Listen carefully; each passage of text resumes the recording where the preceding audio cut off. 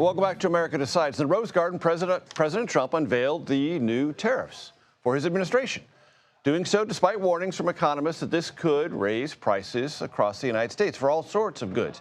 Nancy Cook and Courtenay Brown join me now to discuss. Nancy, senior national political correspondent for Bloomberg News, and Courtenay is an economics reporter for Axios. I want to play you something the president said in the Rose Garden, anticipating criticism for this move to impose tariffs. Let's listen. In the coming days, there will be complaints from the globalists and the outsourcers and special interests and the fake news. The fake news will always complain. But never forget, every prediction our opponents made about trade for the last 30 years has been proven totally wrong. Proven totally wrong. So there is a story the president tells about this hollowing out of American manufacturing, which resonates in certain parts of the country. But statistically, it's not true. We remain a manufacturing powerhouse globally.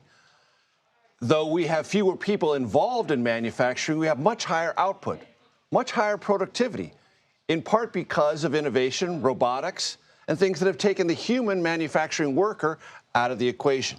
It's a more subtle, nuanced form of the story, but it's still true, Nancy. Absolutely. And I think that what I'm anticipating in the coming days is just a bunch of stories about how these tariffs are going to raise prices for consumers. You know, Trump really came to office because Americans were tired of inflation. They were mad about, feeling like they could not afford a middle-class lifestyle. He has done very little to sort of address those concerns in his first 100 or so days in office. It hasn't quite been 100 days yet.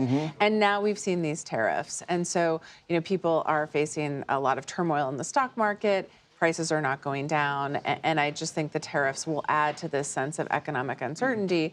And there is a growing concern among his top aides in the White House about the cumulative effect and this economic uncertainty. And Courtenay, he's doing this by declaring a national emergency, which gives him, under this law, power to do this. But Congress isn't involved. And is there truly an emergency? Well, the president's declared one, which gives him some room, which also shields him and his administration from potential lawsuits filed by those affected by these higher tariffs. Senior White House officials said that this was an economic emergency because of high trade deficits. High trade deficits represent a national and economic threat, is what the White House says. I think that the threat is less about the high trade deficits themselves and more about the steps that the administration is taking in an attempt to address those high trade deficits. I loved your point about higher manufacturing productivity because you're so right. The manufacturing sector looks so much better than it did decades ago because of everything you say. I spoke to a small manufacturing, though, based in South Florida, who said that because of these tariffs, they're actually not investing in AI anymore. So it's kind of funny to watch all of these things intersect because they're having to put aside more cash to deal with tariffs. They're not going to be training their workers to become the next manufacturing facility of the 21st century. So. And there's a kind of approach that the president has, saying globalists or naysayers are going to say this and that. It isn't to be a naysayer to say the global economy, the U.S. economy, is not as it was in 1890. That's just a fact. And the interconnectedness of the movement of goods and services across sovereign country lines and the tariffs you apply affect things that people buy now. And they're going to affect things that people buy now. That's not being a naysayer. That's just being a realist.